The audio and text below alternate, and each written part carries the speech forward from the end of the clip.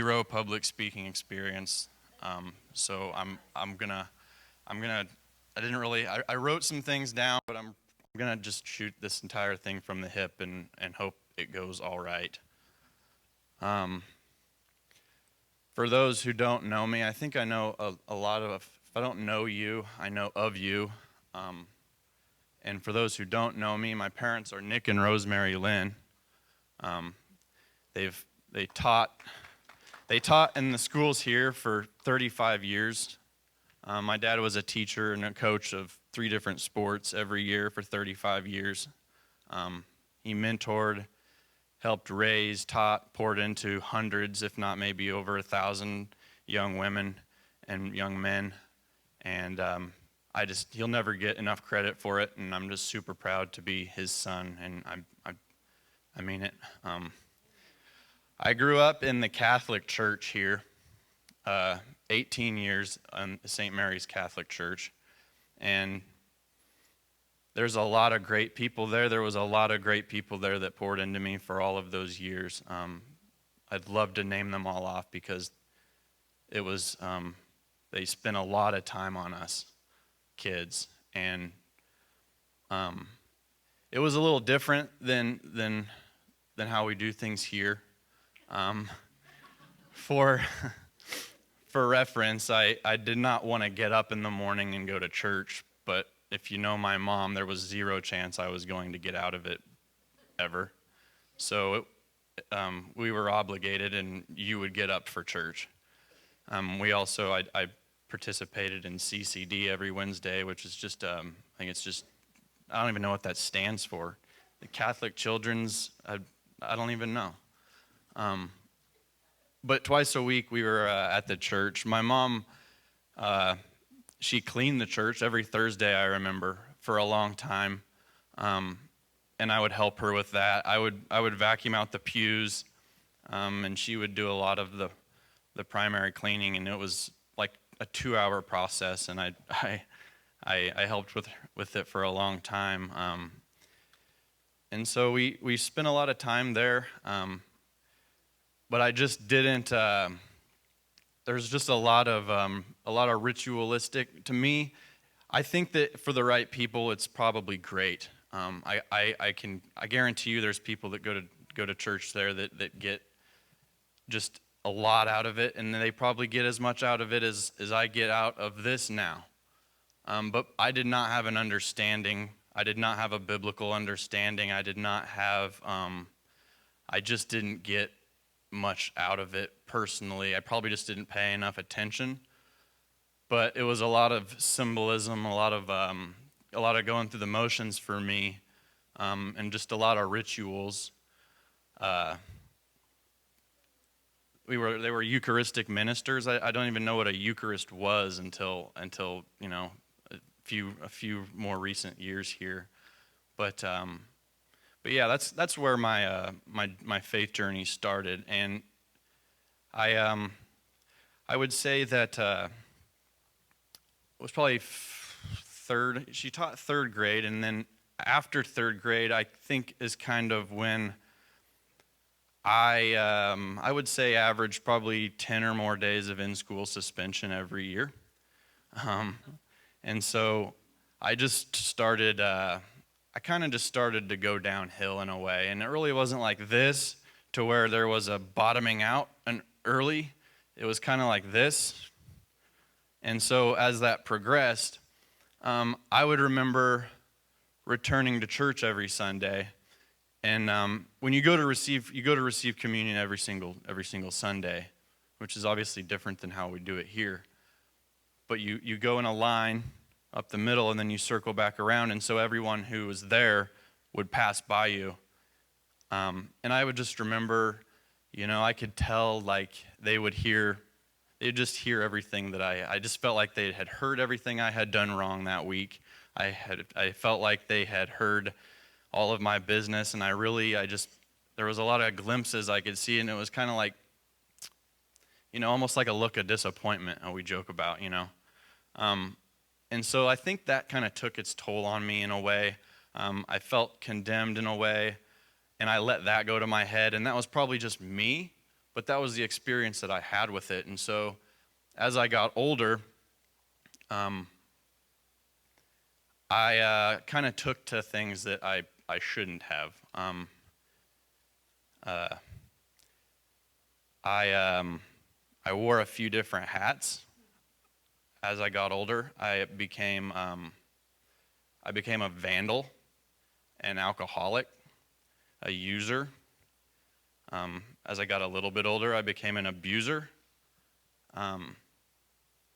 There's just a list of things that, a list of people and many people I hurt over those years. And I just allowed that to get worse and worse in my life. And my parents gave me a lot of freedom. I wasn't sheltered. They let me go and make mistakes. They let me go out.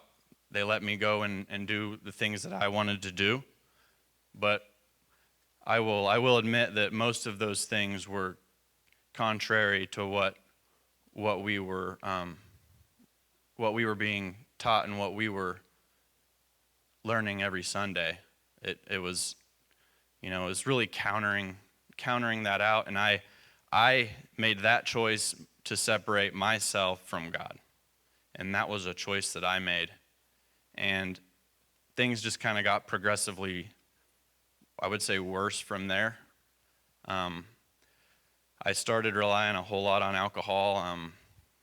I started drinking at 14.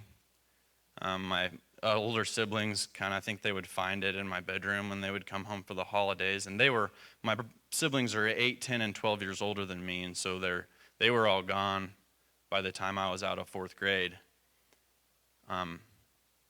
Which maybe that had something to do with why I started to get in trouble from there on. I didn't have my brother at home to whoop up on me probably.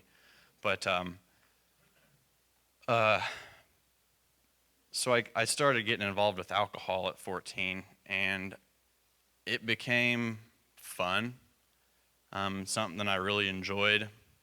I had a group of people who I spent my time around, and it just progressed. As I got to junior high and high school, I got in more trouble.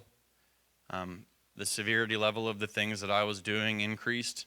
Things just kind of got worse and worse. I didn't connect well with people here. I didn't like it here. I had a great disdain for this town. I did not like where I was at. And I just did not, I will say, I just did not have many friends. And the friends that I did have were probably not a good influence on me. And I was probably not a good influence on them or anyone. But yeah, that was, I would say, I love to play sports. I got involved in sports every year. I played, football, basketball, and baseball, and golf. And two of my 4 years of basketball, which my dad was a basketball coach, so I really loved that. It was something, obviously, that we had in common. We rode on bus rides together to games. And 2 of my 4 years of basketball, I was kicked off the team my junior year and my senior year. And it just happened to be the week of senior night, my senior year. And I was, playing the best basketball I'd ever played, and I was having a good time. But I was not a good teammate. I was not keeping up with my end of the bargain. I would go out on weekends, and we have contract here, this school, and you're not allowed to, you don't get caught drinking, you don't get caught doing anything.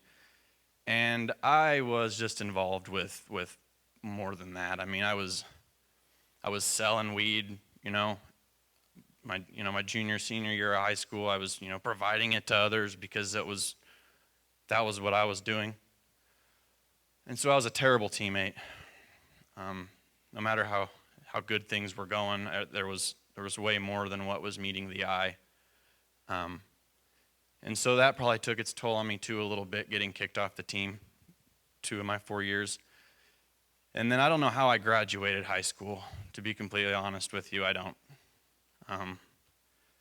But I did. And I went to Fort Hays for a year as undecided. I didn't even have a major, so you can imagine how that went.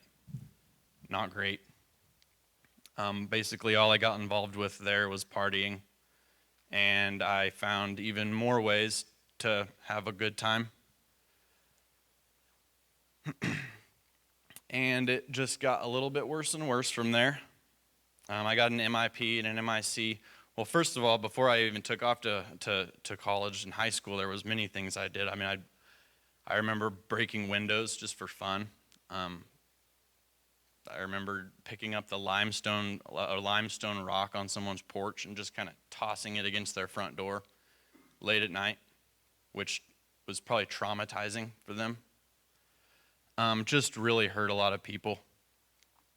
And these are you'll have to bear with me. These are places that I really didn't want to let my mind go ever again. But I have just recently, after Men's Encounter, I felt like I would be doing a disservice to God and to Jesus Christ, and by not sharing. So from there, it got a little progressively worse. I got a DUI. I ended up getting a couple DUIs. And I got involved with people and relationships that were not for me. I tried to force a lot of things that were not ordained at all, things that they were worldly, they were selfish, and I tried forcing them. And if you know what God has for you, and if that's embedded in you, I feel like you know where things should go, and when things aren't going in that direction, you want to force them, and you get angry when they're not when they're not panning out the way that you want them to. And as it got a little bit worse, I ended up, and there's a timeline here and there's an order of things that happened, but I ended up getting arrested again, and this time I was arrested for aggravated battery, aggravated burglary, and criminal destruction to property. And 2 of those 3 are felonies. I had a $50,000 bond that I was not going to be getting out. The only way I was going to be getting out was by the grace of God. And so I was stuck. For the first time in my life, I was stuck. And when you wake up in jail with a pile of citations next to you, because obviously, like the night before, I was not sober. So when I woke up to that, and I was laying on a concrete bench, there was just a list of charges there that, it was bad. I really felt like I was probably going to be doing a few years in prison for what I had done. It was bad. It was a bad feeling. But as terrified as I was of the situation, when I got to jail in Ellis County in Hays, Kansas, you're assigned a cell.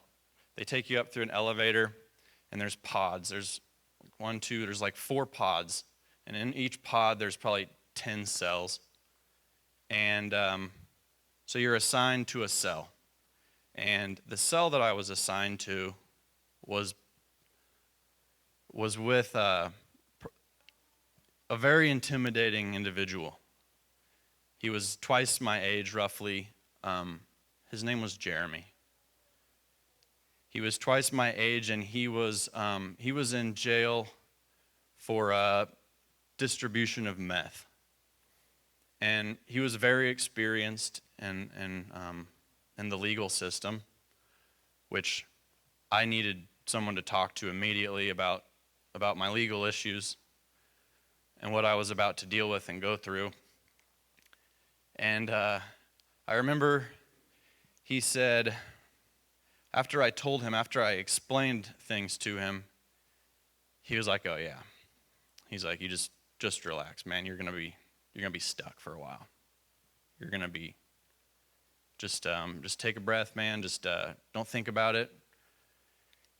He when you're in jail, you get commissary, which is you buy things through the store. You get different snacks, ramen noodles, Little Debbie snacks. You get a bag of coffee. He shared his coffee with me, and he ministered to me. This 41-year-old meth distributor from Waco, Texas, who was looking at what he said, it was 10 to 20 years he was looking at in prison because he was getting extradited back to Waco. And but he was not in the dumps about it. He knew that what he was going through was almost like expected. And he made it clear that what I needed to do was get close to God. And that was really powerful to me, for someone like that to speak that into my life at that time. And I remember it was the first night we were in jail that I was there with him. He had been there. Mind you, when you're in jail there, you're either in and you wait a couple weeks for your court date, and then you go to prison and it's over. Or you're in there for a while and you're waiting maybe trial or waiting on probation or so you're either in quickly or you're there. You're going to serve out a county sentence, which was what a lot of the guys were there just momentarily, and he had been there for a long time. And the first night I was there, he said, I was just laying in our bunks when the lights go off. They're automatic. You don't get to turn them on and off. And he goes, "Hey, Selly." And I opened my eyes, and I was like, "Yeah?" He's like, "What kind of birds don't fly?" And I was like, I don't know, like poultry probably. I don't really know. And he goes, "Jailbirds."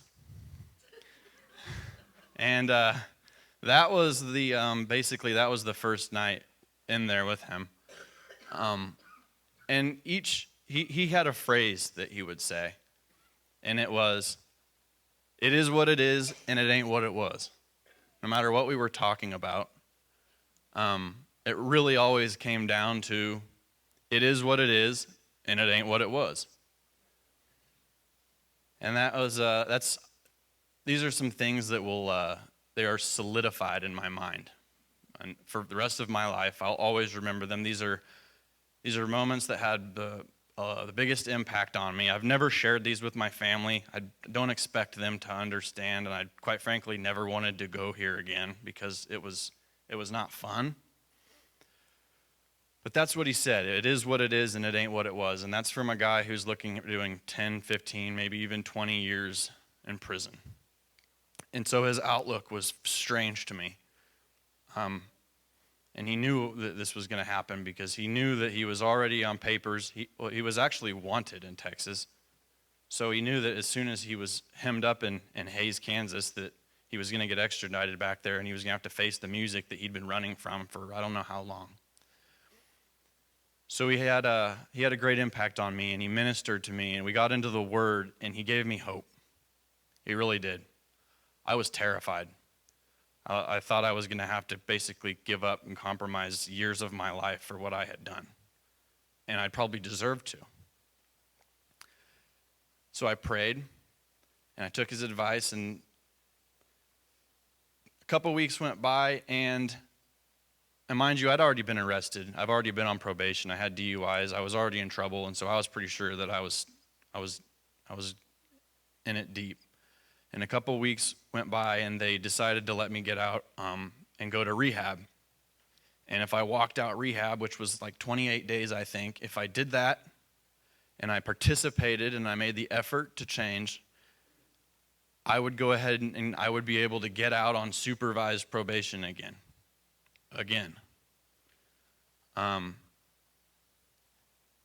And so that was a relief. But I don't think that had really set in enough yet. I had probably viewed that as another opportunity to get out of trouble. And but I was going to make an effort. So I did that. I went to Valley Hope. I was at Valley Hope. I was surprised. I didn't want to go there, for one, because I didn't want to be surrounded by a bunch of people who were addicts, right? A bunch of addicts and alcoholics and just bad people to be around. I didn't want to go do that. But when I got there, I was really put at ease because it was people just like you and I. And they were making a change in their life as well. And some of them were there by court order, like me, and some of them were not. But I remember sitting there, and you have a lot of classwork and stuff that you do while you're there, a lot of exercises and things. I couldn't even tell you one of the 12 steps because that's not what got my attention. I think I probably went through it one time, and what got my attention, what the 12 steps does is they try to reintroduce you to your higher power, and they keep it vague like that. But I was definitely reintroduced to Jesus Christ. I mean, I can't deny that. I was just reintroduced to God for probably the first time in my life. Because, like I mentioned before, I was just going through the ritualistic motions of the Catholic Church most of my life. And so experiencing this and trying to get a hold of it was a profound and divine experience for me. And so we had break time from those classes and things, and I remember sitting, there's a lounge with couches, and there's even a ping pong table, and, everyone's obviously drinking coffee because caffeine is the only thing we could get our hands on in there. But I remember scrolling on my phone, and as I'm scrolling, these news articles that you come across are clickbait. They're clickbait, and they try to make the situation of people sound much worse than it is. And but there was a Hayes Post article that came across my Facebook feed, and the Facebook article, the news article was, Ellis County inmate found hanged in cell in Ellis County Jail. So I open it because I was just there, and I was just surrounded by these people, and you really you see through the windows at the other cells, and you can see everyone else in there. So I'm like, gosh, who was this? And I open it, and it was Jeremy. Jeremy made the decision the day after I left jail to go to rehab to go ahead and check out and move on with his journey. And at that point, I had 2 weeks prior just had an acquaintance. It was actually you want to call it him a drug dealer, that's fine. He had just been left out in a ditch, dead in a ditch, a couple miles south of Hayes, a couple weeks prior to that. And so I was just seeing some things in my life. I had some questions, and I didn't really know who to go to or talk to because no one was going to understand, and probably no one was really going to care on the same level that I did because they hadn't experienced it and seen it through that lens. But I went to the ladies who ran Valley Hope there in Norton, and I remember kind of telling them what happened because I was just baffled. I was very surprised, and one of the ladies said, I want you to go into the sanctuary, where I had been a couple times already, and she said, I want you to go up to that picture of Jesus in front of that door, and I want you to figure out, and I want you to come back and tell me, how does he get through that door? And so I went in there, and I spent some time looking at it, and I'm looking for I'm looking for is there a key on the ground somewhere around there or whatever? How does he get through this door? I don't know. And then I had my heart sink to the bottom of my stomach, and there was just kind of a rush. There was just a feeling that kind of just flushed over me, and it was like, wow. And Jesus gets through that door by knocking on it. And I had pretty well understood exactly what she was wanting me to figure out. I had figured out that Jesus was knocking on my door. And that was a sobering feeling. I had kind of come to in a way, and I had experienced God in a way that I'd never have before. And a couple days, I would say, go by, and Brandon and Mike, they come out to visit me. And I remember we were in the sanctuary, and they prayed over me. And there was some irony there, because the only other time that anyone had ever laid hands on me and prayed over me was when it was an evening at this old church, the Calvary Gospel, right around the corner where this church used to be. And I was there one evening, and I was in 7th or 8th grade, and Mike came over and he prayed over me, and he laid his hands on me, and I had felt something there that I had never felt before. I considered, the existence of the Holy Spirit for the first time in my life, because I had never really even put any thought into it. And so there was some irony there. And I remember that you guys prayed for me. And Brandon even gave me some bib overalls to keep warm. He said, "You're going to need these to smoke your cigarettes out here. It's pretty cold out." And they made a big impact on me that evening, because they were my only visitors there so far, and I hadn't even talked to you in years. I remember you had called me recently and asked me, are things going the way that you think they should be going in your life? That was what you asked me. I'll never forget that. And then pretty soon you're there visiting me with Mike, and that made a huge impact on me. And before you left, you said, "Stay in the Word and stay off the internet." And me, being as disciplined as I was, took straight to the internet, because I was at awe of what was going on around me.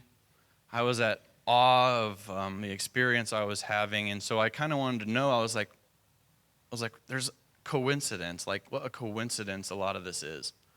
A lot of what's going on, I can't deny that it's just major coincidence.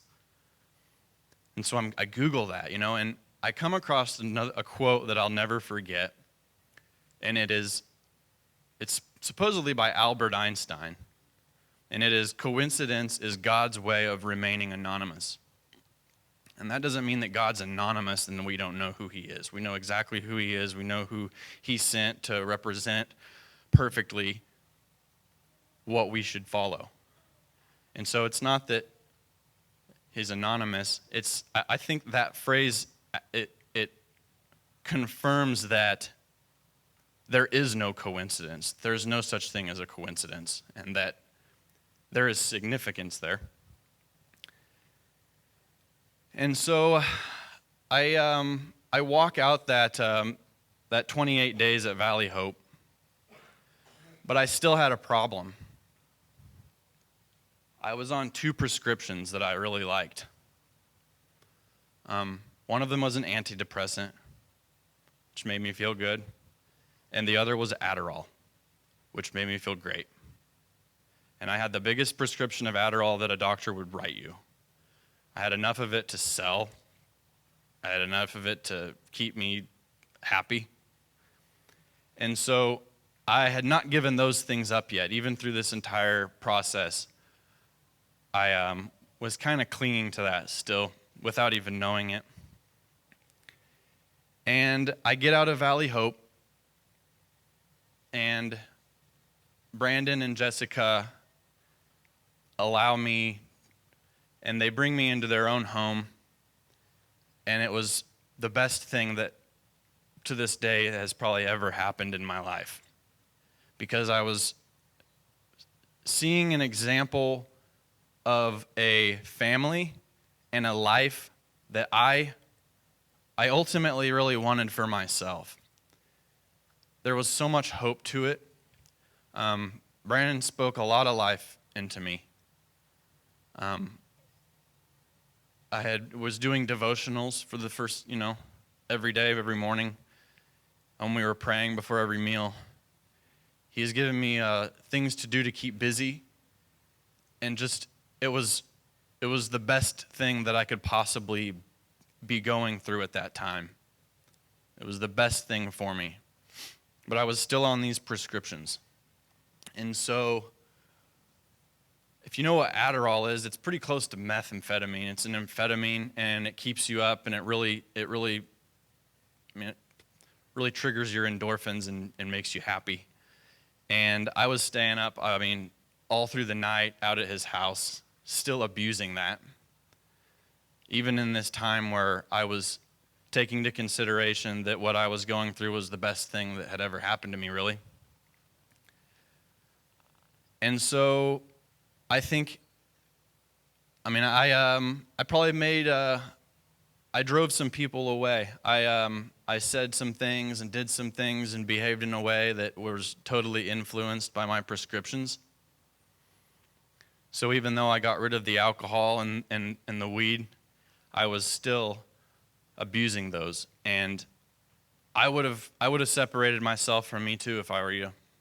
I would have probably been discouraged by my behavior. I would have been exhausted with it, and quite frankly, just kind of not encouraged at all to continue to help me. And so I don't blame at all anyone that separated themselves from me through that chapter.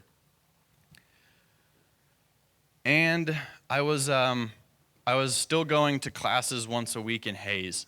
I was made I had to, part of my probation was to continue to go to drug and alcohol treatment class once a week, which does nothing for you, in my opinion. Maybe some people it does, but I had an influence of God in my life enough that was what I was clinging to, and that was what was going to get me through it. It was not going to be going to a weekly drug and alcohol treatment class.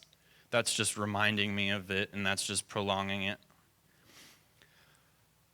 But as this chapter went on, I was driving home from that one night, and I had just kind of felt an oncoming of there's something about to happen. It was undeniable. I was really on the edge. I was super nervous. Obviously, I was on 2 prescriptions. And I just felt like something was coming, something was about to happen. I don't know what it is. It's probably, I don't know if it's good or not. But up until that point, I was really there was a lot of anxiety built up. And as I'm 2 miles from Smith Center, coming back from Hayes, I was probably driving 71, and I saw the police lights flip on behind me. And I could have pulled over and perhaps been given a warning and gone home that evening, because there was I had absolutely nothing. I was not doing anything wrong. I was doing just a few miles over the speed limit maybe, and I was doing nothing wrong. I had nothing illegal on me. I was already on papers. I was walking a straight line, but something in me told me to gun it and run. And I don't know what that is or why. So I proceeded to take the police on a high-speed chase through town, down 36. And for some reason, in my mind, my dad had always worked at the high school. I don't know why, but I drove there and got out and ran.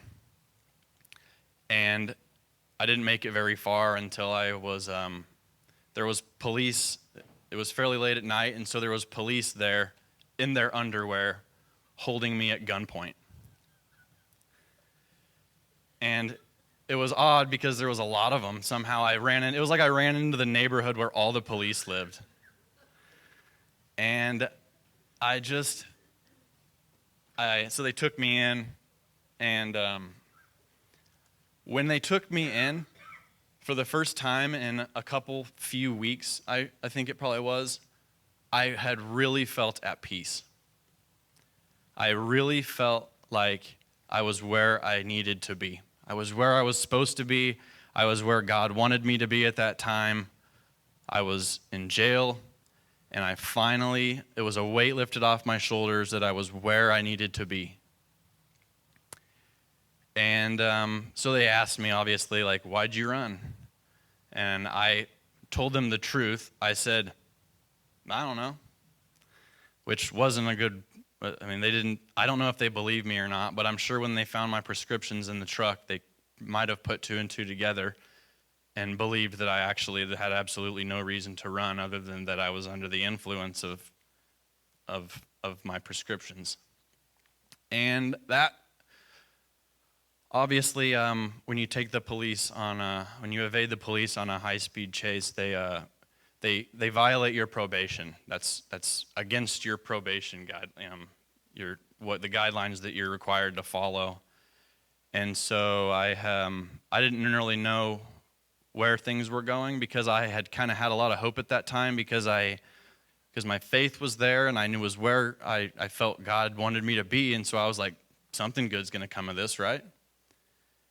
And not at that time. I had found out that I would be sent back down to Ellis County Jail to face that district judge again because I was on probation for felony charges. And I had been, that wasn't the only time. I had been in and out of jail in Hays probably 5 or 6 times before that. And so I was in for a DUI, out on probation, in. So I had been slapped on the wrist over and over and over again. And when I got down there, they send you up the elevator, and there's probably 50 or 60 cells there at that jail. So I go up the elevator, and I get assigned to the same exact cell that I was in with Jeremy. And yet again, I was reminded that there's probably no such thing as a coincidence because I could have been in any other cell there, and they assigned me to the same very cell that he decided to hang himself in. And it was a bit harrowing. I didn't want to be in there for one thing, as you can imagine. But I went in there and I kind of spent some time looking around. And I think when you go to jail, you have a choice. You can wallow in what you're dealing with, and you can be sad, and you can be super negative and disappointed and regretful and make it worse on yourself. Or you can try to make the best of it. And I remember Mike coming to visit me at the Smith County Jail, and he asked, well, how much time are you looking at? And I knew that my previous, I thought probably 6 to 18 months was what it was going to be. So I knew that it was going to be at least that when I showed back up there.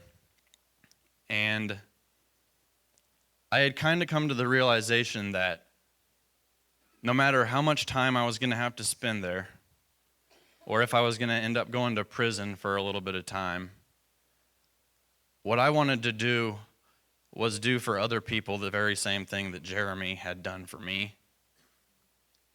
And so I had kind of made the choice at that time to minister to other people and to keep their spirits up and to be positive for them and to give them more hope than what they were having at the time. And that's what I chose to do. There's a lot of different people that you meet in there. I had a few different cellmates through there. I had cellmates who were in for child molestation. I had cellmates who were in for drug distribution, auto theft, robbery. You meet them all because they're in there. All those people you see on the news articles and the Hays Post, they're all there, which is it's kind of interesting. If you ever want to have an encounter with God, I would encourage you to go to jail.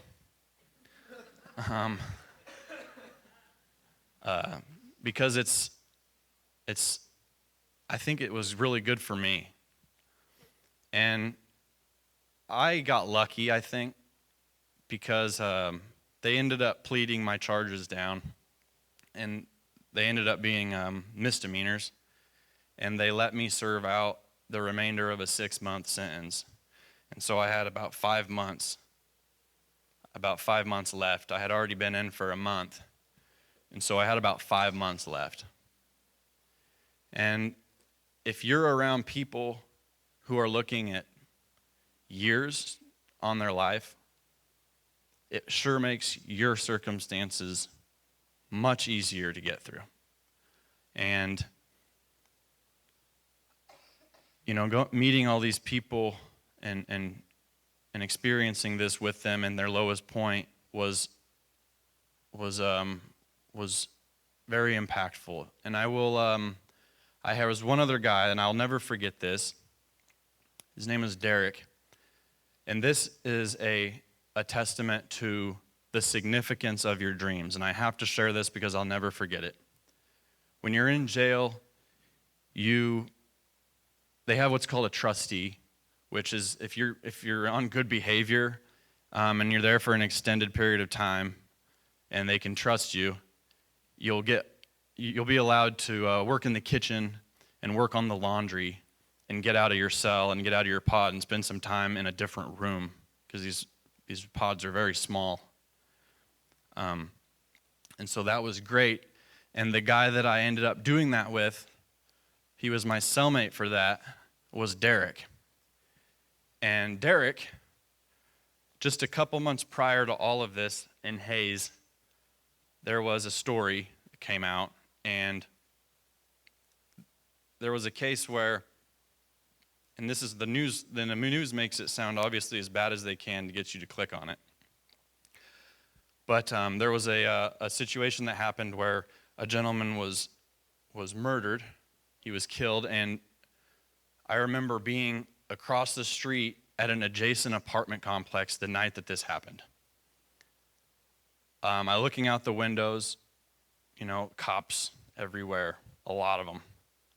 And then the caution tape goes up. And then the KBI puts up a tent right across the street. So it's like, wow, like, whoa, like what happened? And then, a day or two goes by, and then the news comes out.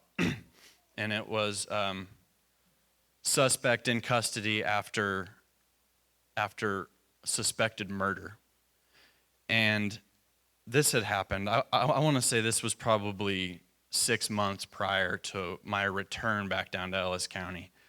And when I get into the trustee pod, I'm introduced to Derek, and I when you're in there, you have a discovery. And Mike's actually preached on a discovery before. A discovery is a packet of paperwork that you get back about your case, and it tells you everything about your case, from who told on you to your charges to the events that took place, everything. And he let me read his. And I had never seen such big words, such large legal words on a guy's paperwork. And he was the suspect that they had arrested for that murder. And what happened was, him and his best friend one night, much like me, were drinking, smoking, and they had actually, they were on pills. I don't remember what they were. I want to say they were like painkillers or maybe Xanax or something. But they got into a fight. And out on the front yard of that house, on the sidewalk, they got into a fight, and Derek accidentally killed his best friend. And, he tells me this story, and I tell him, like, dude, I was there. Like, I was across the street. I remember watching it all happen. And it was just another one of those things where it was like, wow, what a weird coincidence that I'm sitting here with you and we played cards, we played spades, we did everything, I was probably with him for 8 weeks of it.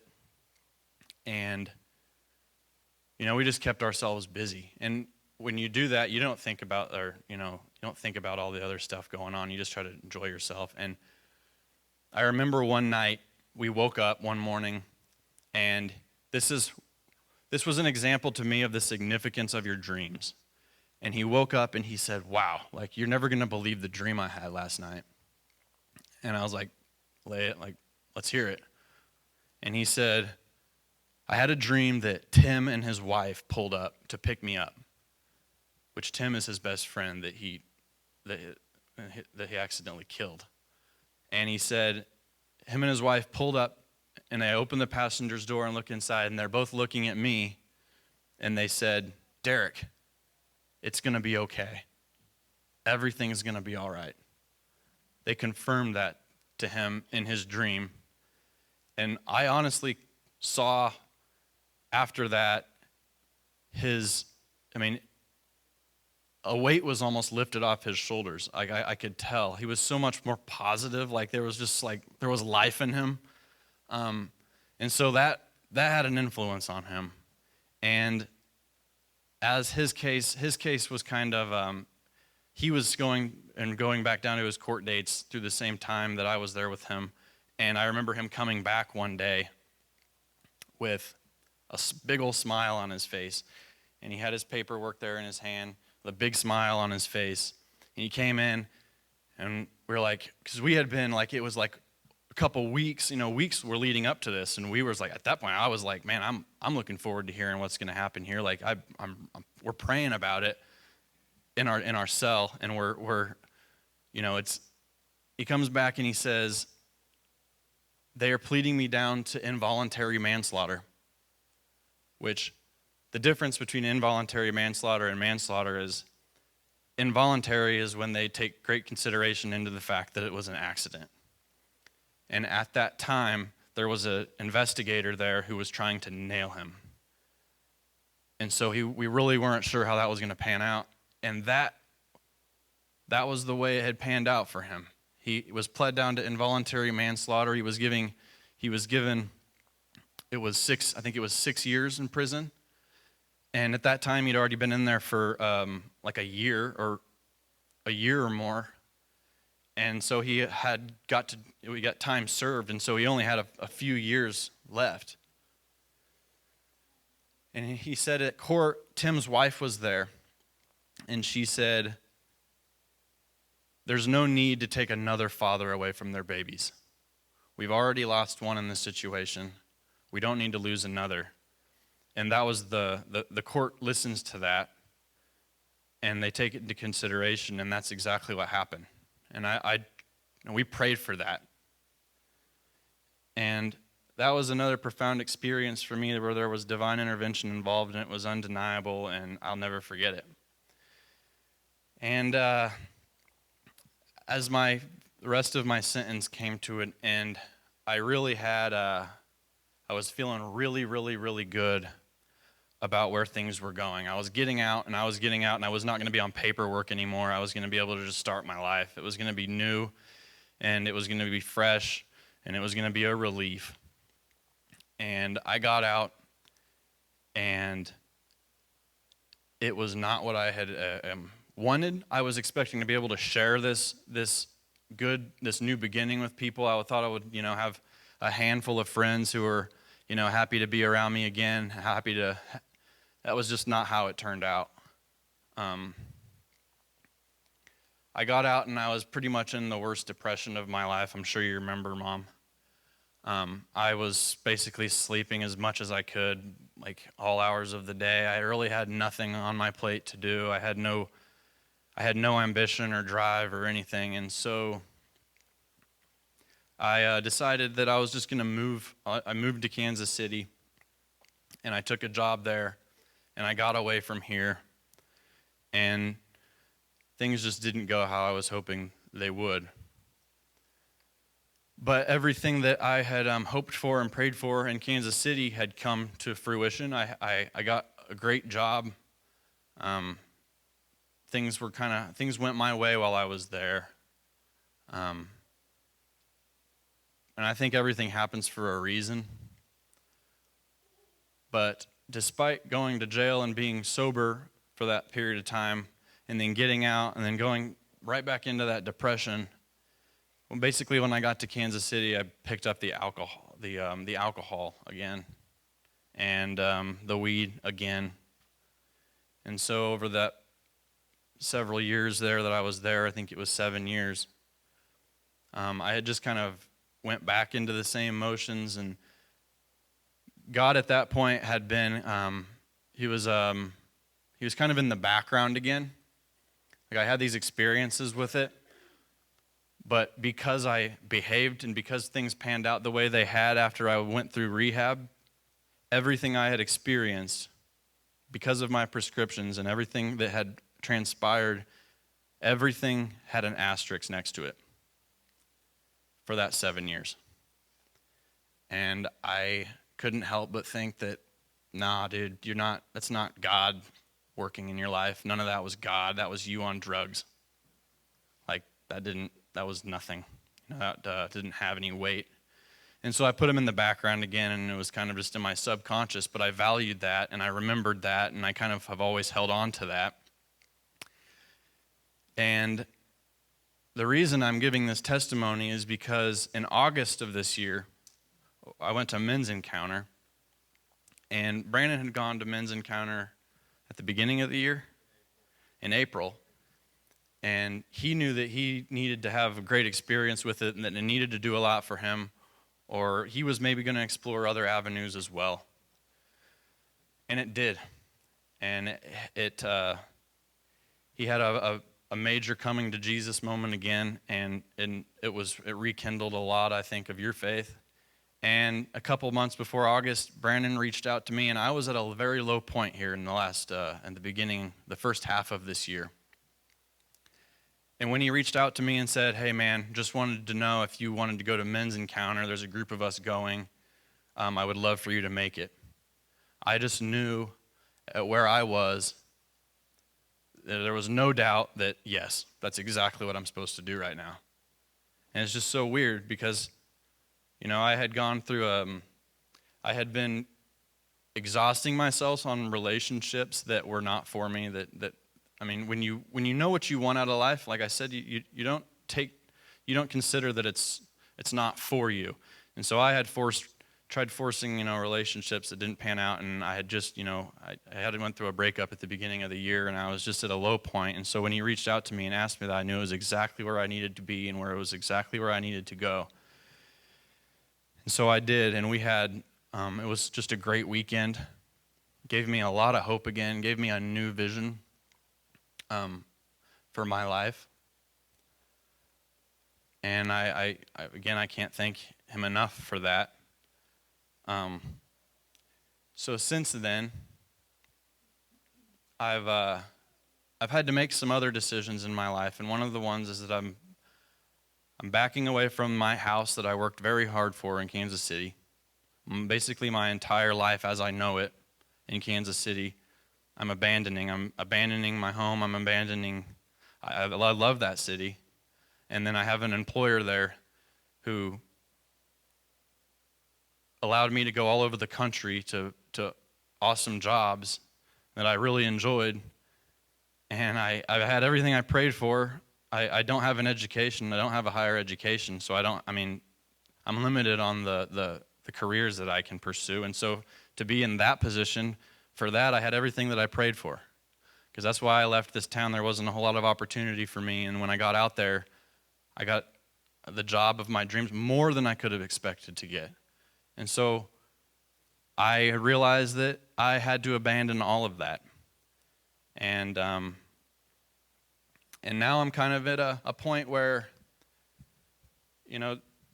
I'm not a very good example of a Christian, of a Christ follower. Right now I'm like this. I'm like this big time. Because there's a lot of uncertainty in what I'm doing and what I'm going through. But I'm hoping that it turns into this. And then I'm hoping that it turns into this. And so that's where I'm at. And, I don't know who needs to hear this, but I needed to hear it. There are people that love you, that care about you, and that want the best for you. There are people that care about you and love you that are waiting for you to become the person that God has intended for you to be. And you're going to have to cut off, and you're going to have to prune some branches, and you're going to have to give up a lot of the things that you may have worked for. You're going to have to give them up. And right now I'm giving a lot of that up. And so I'll end with a little scripture. I chose a psalm today because psalms are sacred poems, and if I have a love language, I would say that it's probably music. Music's really important to me. It has gotten me through a lot. And my psalm for you is 112, and it says, "Praise the Lord.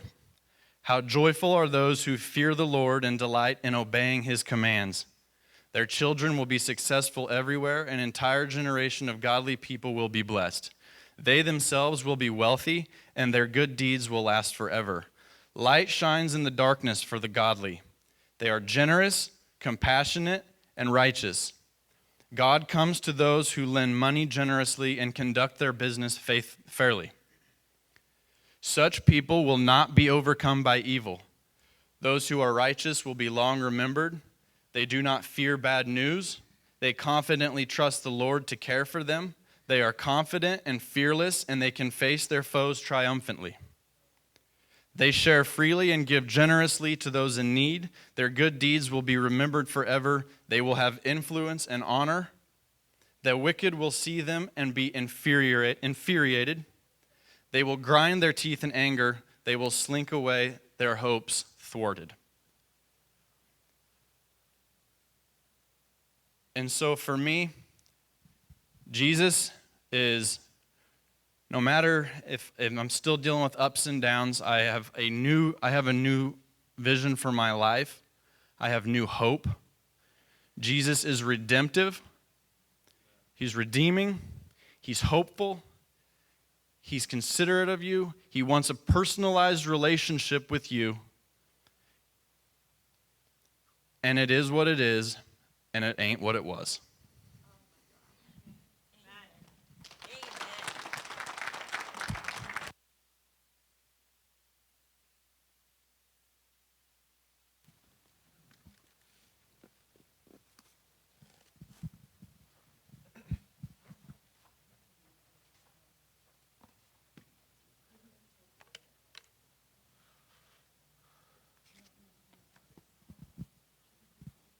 Thank you, Zach.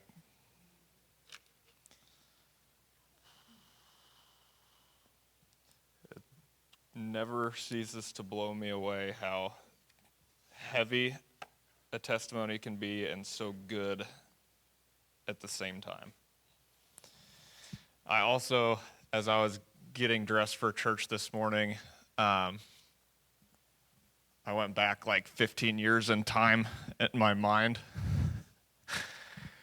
And I just was thinking, like, if you would have asked anybody, or if you would have told anybody in the school system that Zach Lynn and Brandon Mace were going to be leading a church service in Smith Center, Kansas in 15 years, the look you would have got off their face, like, I wouldn't have believed it. We were knuckleheads. We still are knuckleheads. We're knuckleheads that love Jesus. Okay, it's 11:30. We can pray and wrap up church, or I've got a message. I'm gonna preach, so y'all can leave whenever you need to leave. No judgment. I feel like we have a a crowd here today that's not an audience, but a crowd that is a body. And I'm thankful for that. So let's dig in this morning together. Jesus, help me to share with the people here this morning and the people that are listening what you shared with me. Help me to do it justice. Help me to portray you and your kingdom in the way that you want it to be seen and heard. Amen. Taylor was talking about receiving earlier. It's kind of funny because we haven't really talked much this week about what this morning was going to look like, but I think there's some unity because we're going to be talking about receiving and what we do with what we receive, right?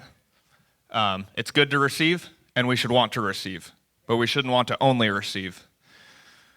We should want to receive until our cup is full, and then we reciprocate, right? We talked about that a couple weeks ago when I was speaking about being a vessel. So this morning we're going to go to Matthew. We're going to be in chapter 25, verses 14 through 30. Okay? I want us to, there's different layers to which we can read this passage, as is true with all of the parables that Jesus teaches about the kingdom. Okay? When Jesus teaches with a parable, he's using metaphorical language to describe something in the physical that is not in the physical. He was trying to describe something in the spiritual in a way that we could understand it, because we have very physical, material minds, okay? So let's put on our spiritual glasses and read this passage together. Starting in verse 14. Again, heaven's kingdom is like a wealthy man who went on a long journey and summoned all his trusted servants and assigned his financial management over them. Before he left on his journey, he entrusted a bag of 5,000 gold coins. Most translations are going to use talents as the currency. So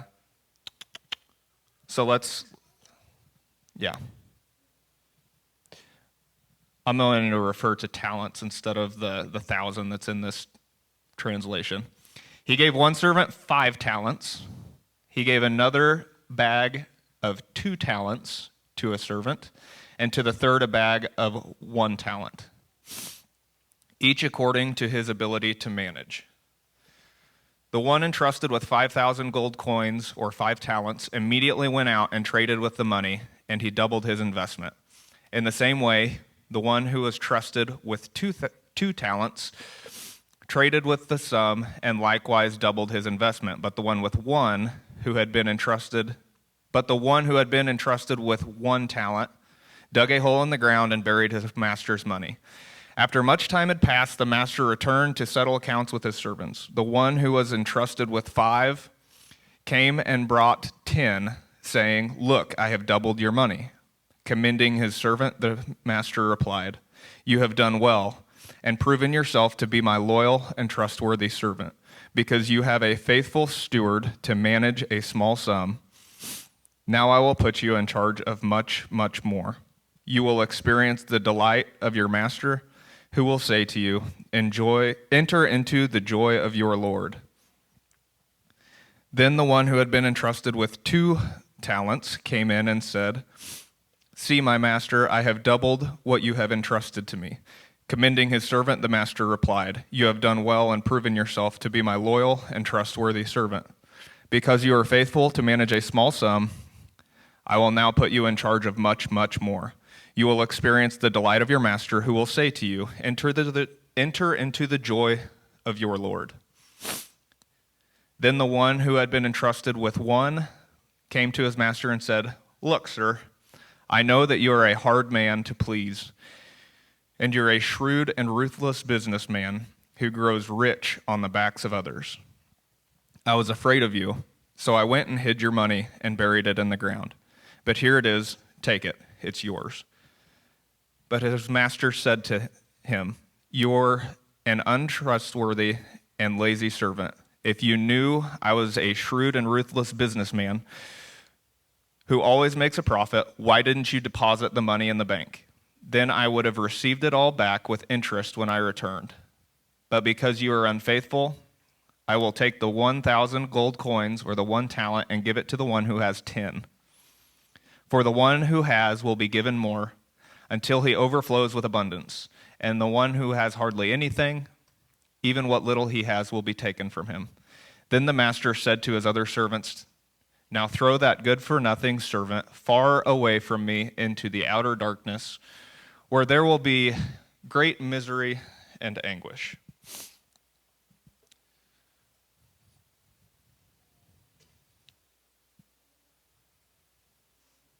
Okay, for some context of what kind of currency we're talking about here. A talent is about 6,000 denarii, and a denarii is about what the wage of a day laborer was for one day.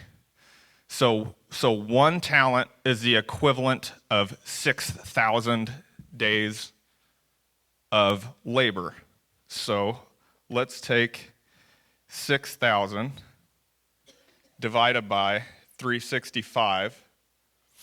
That's about 16 and a half years worth of day labor wages. Okay, what's a day laborer make today? 35,000, 40,000. We'll use 40. Okay, that's the equivalent of essentially, it's going to be ballpark $650,000 is 1 talent. He gave one of them 5 talents, one of them 2 talents, and one of them 1 talent. Okay? The sum of money is not what is important here. That's not the premise of this parable. The premise of this parable is that he gave them each a measure according to what he knew they could manage, okay? He used it through a financial, spiritual lens to give it a physical application for our minds, okay? But the principle of the sum of money and to that amount gives some power to the fact that he trusts us with a lot, right?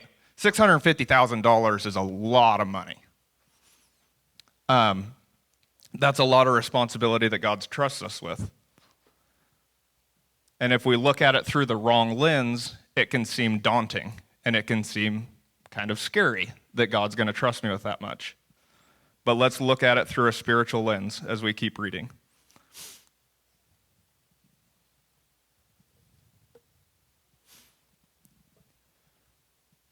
So as we read, the one that had 5 talents went and traded with it. So did the one with 2. And the one that only had 1 talent buried it, right?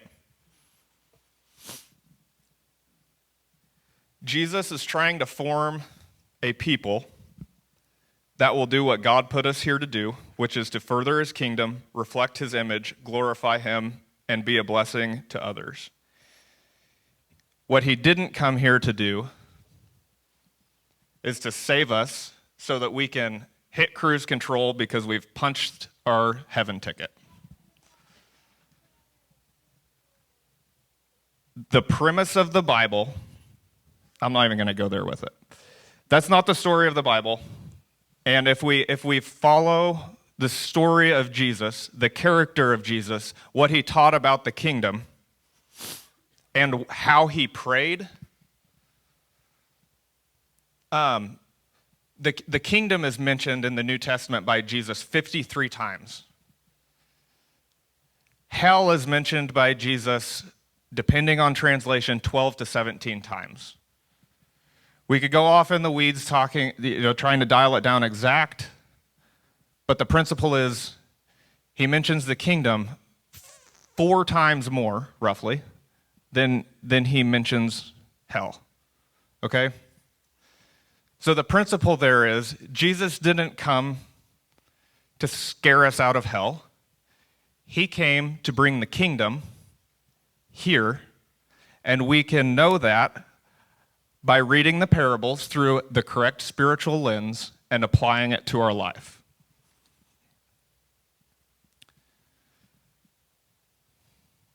He is in the business of developing people to operate here and now. He's trying to help us become who he's called us to be. So this parable is not about how we manage our finances. There's some applications that can be made there. Absolutely. But the crux of this parable is about developing people and the way that people perceive Jesus Christ. Okay? So let's dig into this a little bit further. When we look at how this master in the parable, okay, so one more thing before we dig in. Also keep in mind that as Jesus is describing this, he doesn't say, my character is like. He says, the kingdom is like.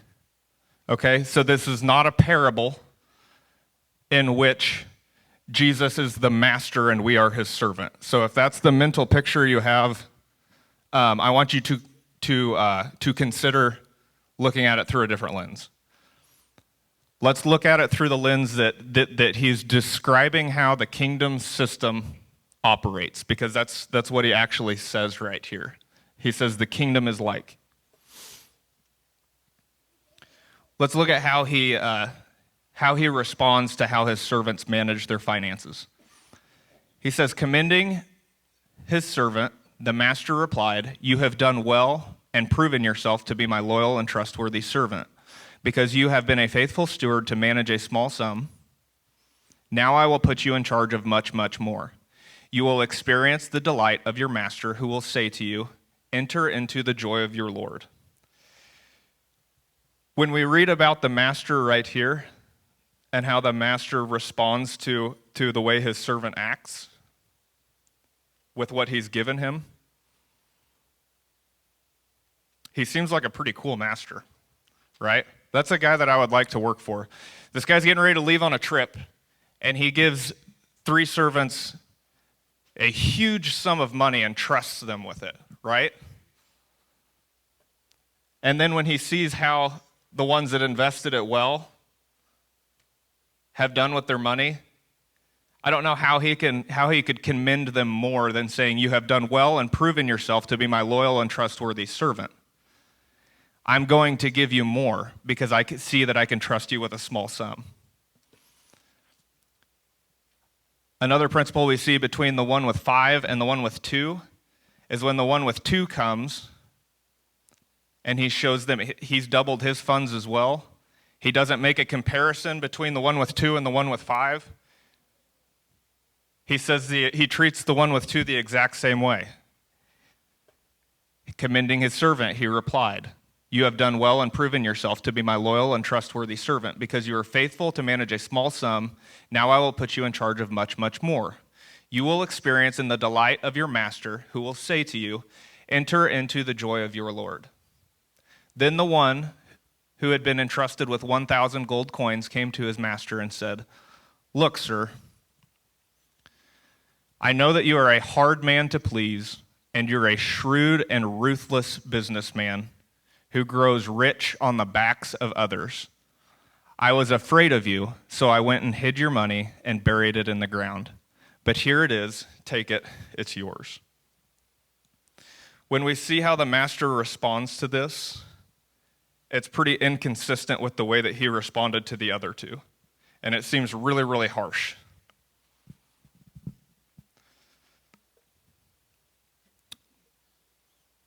He says some pretty harsh things toward his 3rd servant. He calls him lazy. He calls him untrustworthy.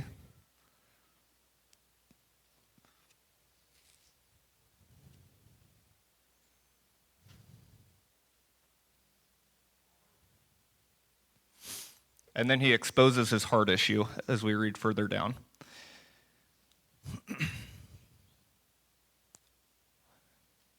He said, "If you knew I was a shrewd and ruthless businessman who always makes a profit, why didn't you deposit my money in the bank? Then I would have received it all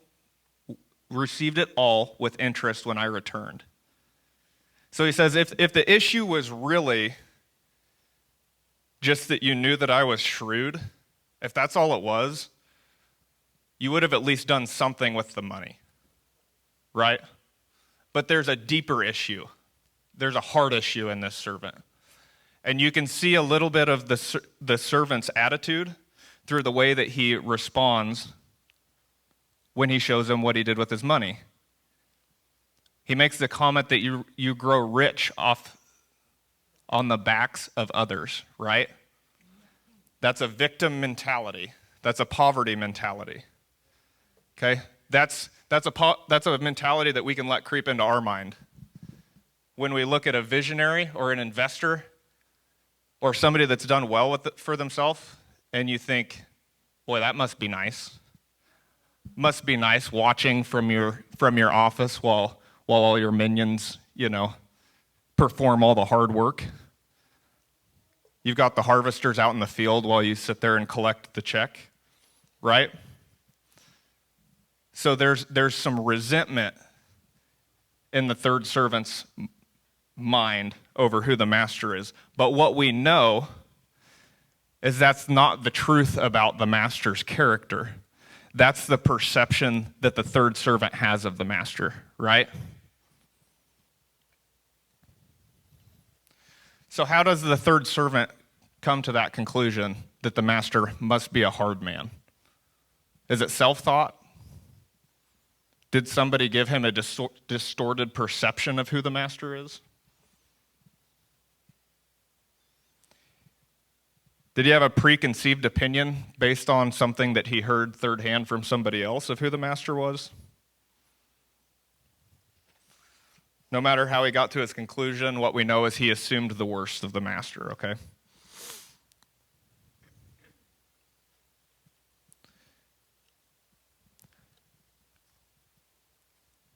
When we read how the master responds to this, it says, "Because you are unfaithful, I will take the 1 gold talent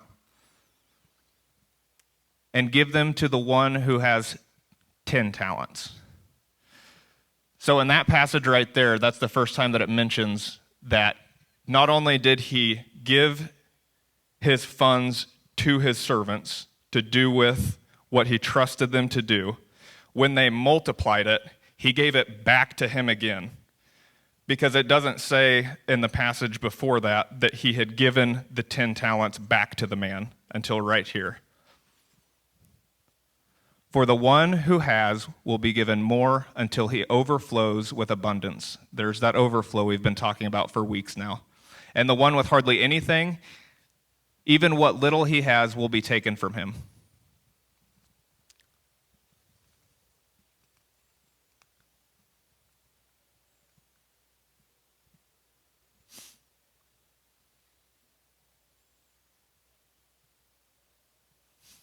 So when we get some spiritual insight and we invest it properly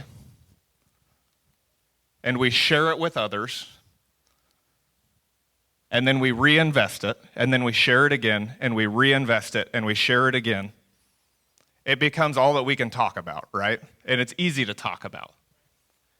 And then it becomes a struggle to talk about things that aren't about the kingdom of God. It becomes really hard to talk about worldly things. And it's not from a perspective of like, I'm better than anybody. It's not from a perspective of I know more than anybody. It's just priority. And if, a priority in my life is cattle and grass management. That's really, really, really easy for me to talk about because I focus on it a lot. That's the fruit of where my treasure is at. And so that's what we see the first two servants doing as they reinvest. Okay? But for the one that doesn't have a proper perspective of who the master is and how the kingdom operates and how we're supposed to invest and then reinvest, it's like that person. Man, I'm trying to think of the best way to word this without saying something I shouldn't. We all know somebody that's just really tough to talk to Jesus about, right? It's like you can't even get in a crack to like try to put something in to talk about Jesus with that person, right? So you can try to share spiritual insight and invest into that, but because they have nothing and they have the wrong perspective or perception of how the kingdom operates and who Jesus is, that's that principle of it's hard to give somebody some spiritual insight that doesn't have any spirit. It's not about the money. The money is the conduit that Jesus is using to try to explain how the Spirit flows and how it works, okay?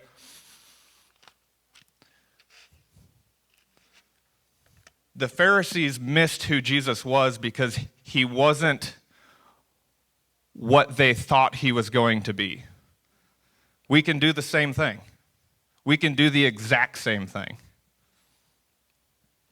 But when we grasp the proper spiritual perception of the kingdom and who Jesus is, we get to share in his glory.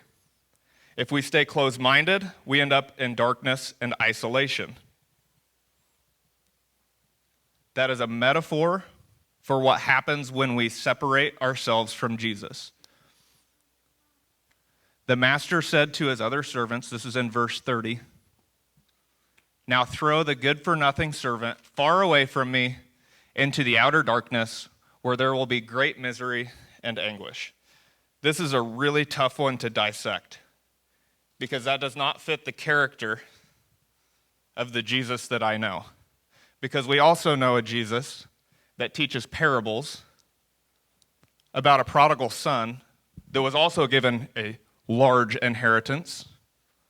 And he pretty much does the worst thing that he could do with his inheritance. He didn't just bury it and hide it, right?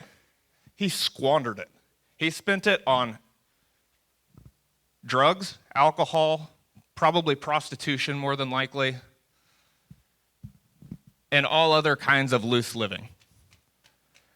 And we find in the story of the prodigal son that when he comes to his senses and he comes back to his father, they kill the fattened calf, he gets a ring, he gets a robe.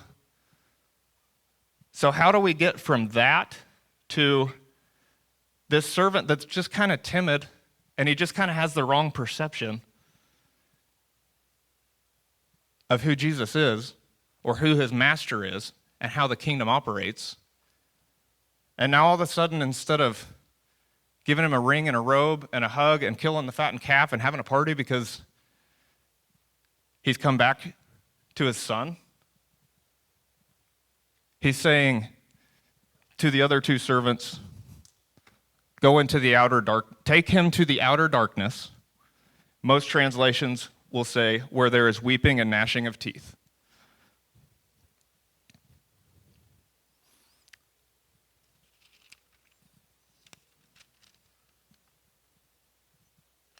I'm going to shed a little bit of light on the outer darkness, and we're not going to stay there very long. And I'm going to shed a little bit of light on the weaving and gnashing of teeth, and we're not going to stay there long either. Because this parable is about the kingdom of God, and so that's where we want to shed light this morning. Weeping and gnashing of teeth. We got to keep this in a metaphorical context because this is a parable. Parables are used to shed metaphorical light onto spiritual things. It's the best way Jesus can can get our minds wrapped around how things work spiritually with something physical. Weeping and gnashing of teeth is metaphorical of deep sorrow of a missed opportunity. Okay?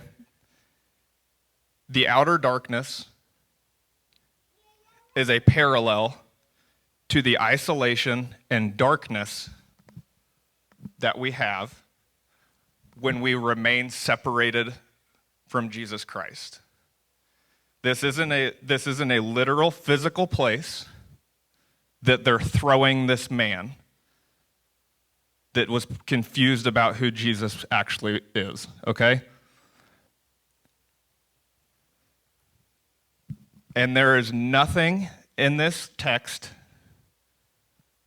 about it being a place of eternal anguish. So let's keep it in context. But why does he ask the other two servants to remove him?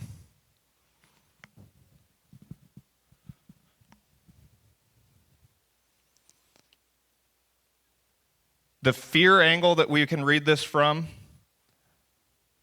tells us to be ready, be prepared, always be doing everything that you should do, because there might be a surprise pop quiz when you're not ready for it. And if it comes at the wrong time, it's going to be really bad. But if we read it in context, and we think about it, and we form our own opinions based on what the Scripture says,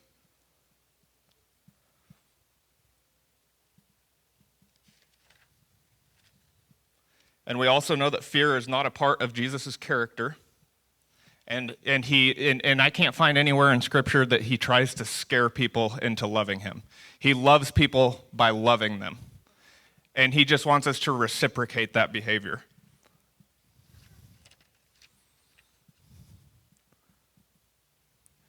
So why would he tell the other two servants to remove that servant and take him into the outer darkness where there's weeping and gnashing of teeth? Or far away from me to the outer darkness where there will be great misery and anguish?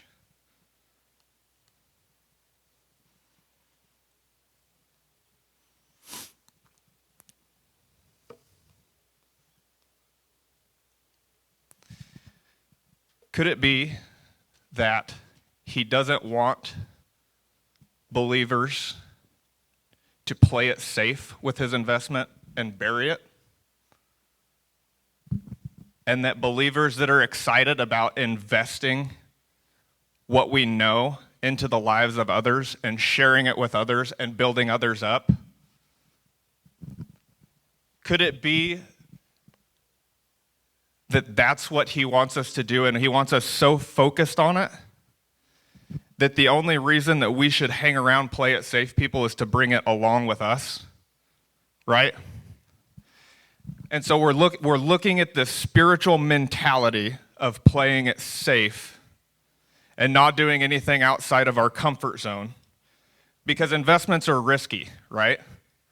Anytime we invest something, there's some risk involved. And you can't invest to the best of your ability if you're withholding anything. And we can't do everything Jesus wants us to do if we hold back, right? We have to be completely surrendered. We talked about the door a couple weeks ago. You can't be 1 foot in and 1 foot out. You can't be playing it safe. You got to be all the way in the door, completely invested with everything you have. And man, when you figure out, I gave everything I have, and he doubled it, and he gave it back to me. I'm going to give everything else I got again, knowing it's going to be good. And it completely gets rid of the play it safe mentality, because it blows up to you more and more and more to the point where it's like, why would I want to be alone and in the dark and missing opportunities? Is anybody seeing it? I got a lot of blank stares.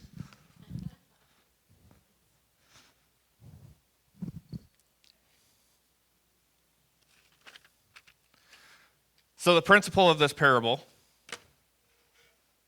is getting a proper perception of the master. Let's go to 2 Timothy 1:7. Oh, Spencer's not back there. I'll go to 2 Timothy 1:7.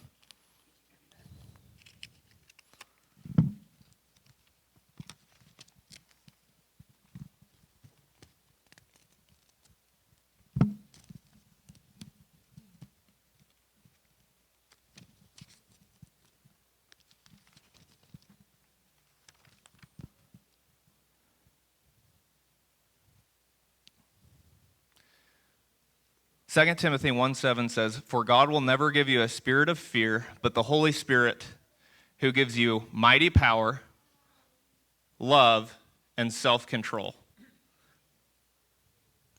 Check the fruit. When you're reading your scripture or when you're listening to somebody else's teaching,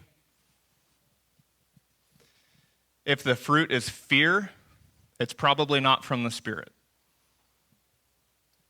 Because it says, "For God will never give you the spirit of fear, but the Holy Spirit, who gives you mighty power, love, and self-control." Check the fruit. Let's go to Ephesians 4:17 through 25. It says, "So with the wisdom given to me from the Lord, I say, you should not live like the unbelievers around you, who walk in their empty delusions or opinions. Their corrupted logic has been clouded because their hearts are so far from God. Their blinded understanding and deep-seated moral darkness keeps them from the true knowledge of God. Because of spiritual apathy, they surrender their lives to lewdness, impurity, and sexual obsession. But this is not the way of life that Christ has unfolded within you. If you have really experienced the Anointed One and heard this truth, it will be seen in your life." That's the fruits that we just talked about. "For we know that the ultimate reality is embodied in Jesus, and he has taught you to let go of the lifestyle of the ancient man, the old self-life, which was corrupted by sinful and deceitful desires that spring from delusions in our mind, our perception. Now it's time to be made new by every revelation that's been given to you, and to be transformed as you embrace the glorious Christ within your life and live in union with him. For God has recreated you all over again in his perfect righteousness, and you now belong to him in the realm of true holiness."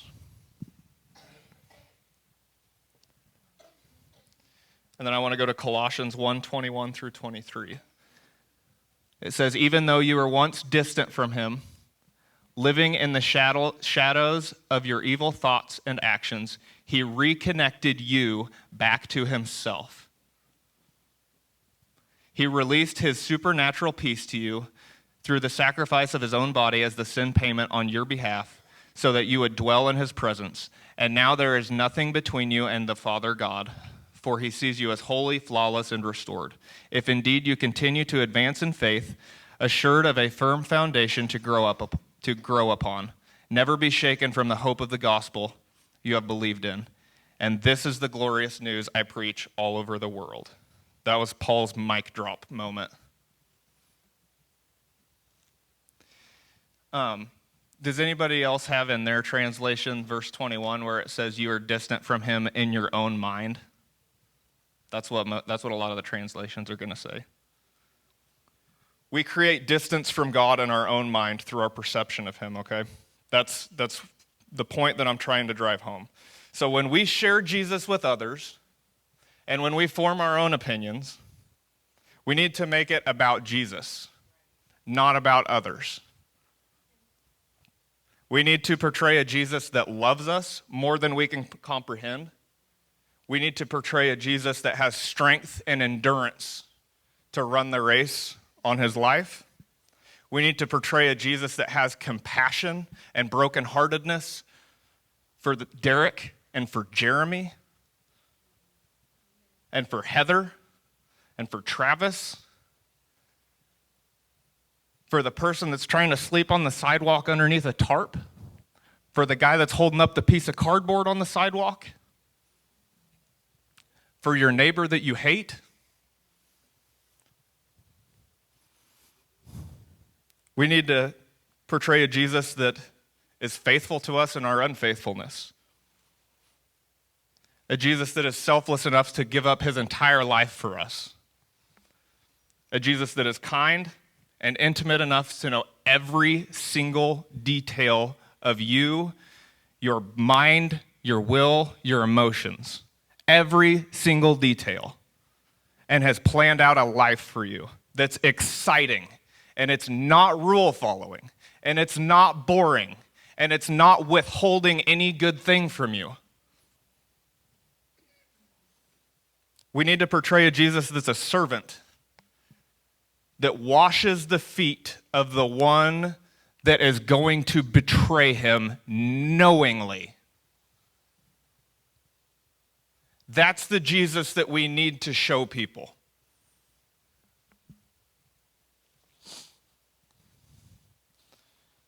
If we portray Jesus, if we can portray Jesus in the way that he wants so badly to be portrayed, that is not a way that makes people scared of him or scared of what's going to happen if they don't.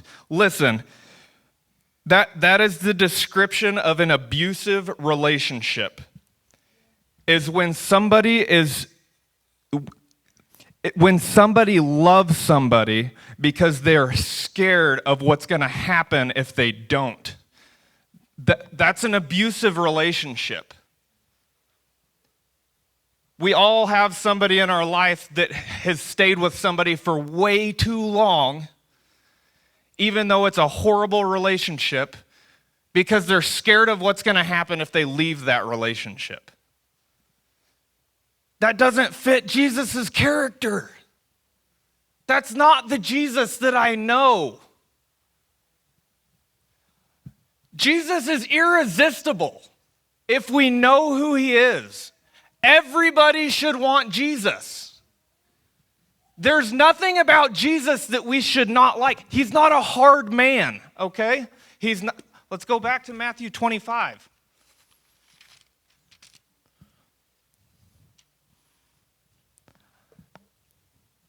If we perceive him in a way that he is a hard man to please, and he's shrewd, and he's ruthlessness, and he grows rich off the works of others. Well, no kidding, you don't want a relationship with him? If that's what we're telling people, no wonder we can't be effective ministers with that perception of who he is. You can scare somebody into believing in him, and they're going to take their faith, and they're going to go dig a hole and stick it in that hole, and make sure their coworkers at work don't know about it, and make sure their family members that they don't want to know about it don't know about it.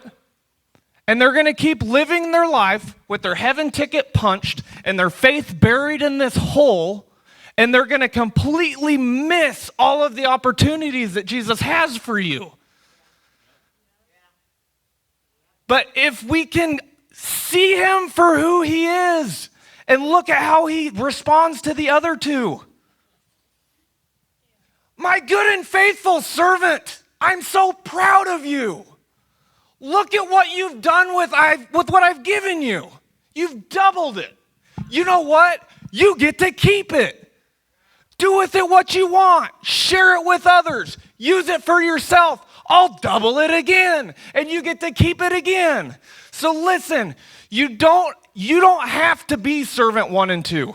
You get to choose. You can be servant 3, and you can take your faith and dig the hole and stick it in the hole and cover it up and forget about it. And at some point in time, you are going to come to yourself and you're going to say, why am I in such darkness? I feel like I've been cast out.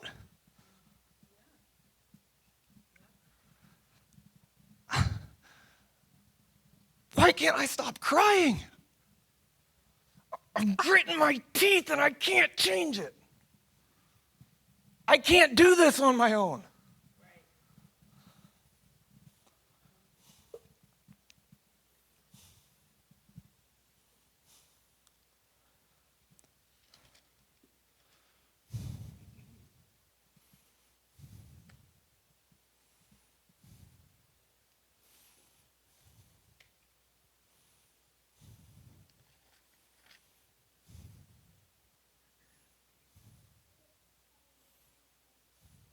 We should be helping others find Jesus in a way that he is irresistible. Jesus wants you to love him because he loves you. It is really that simple. He really just wants relationship with us. He really just wants to invest into us so that we can invest into others. He really just wants us to share him with others so that they can understand that they can have a life that is exceedingly abundant. And that we don't have to be in darkness and be gritting our teeth and weeping and trying to figure this thing out when we've just got the wrong perspective.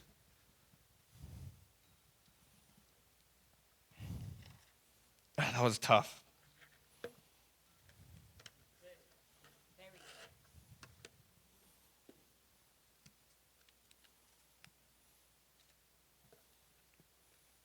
Are we all okay?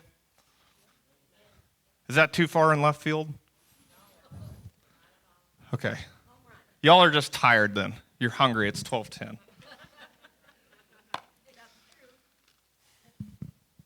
I love you guys. I just want to share some things that I've seen. And I hope that it built you guys up this morning. Let's pray. Oh, yeah, you can shut those down, Spencer. Miss Patty,